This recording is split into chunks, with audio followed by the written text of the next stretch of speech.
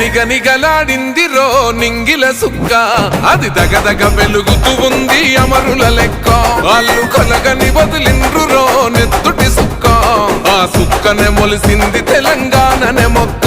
అది ఎవని పాలో అయితే అది ఎవరో తింటుంటే, ఆ అమరుల త్యాగాన్ని తలచి నడిచర రేవంతన్న. రివ్వల రిల్లో ఓరి రేవల మల్లో పండుగ జరుగుతూ ఉంది తెలంగాణలో. రివ్వల రిల్లో ఓరి రేవల మల్లో ప్రజాపాలనొచ్చింది తెలంగాణలో.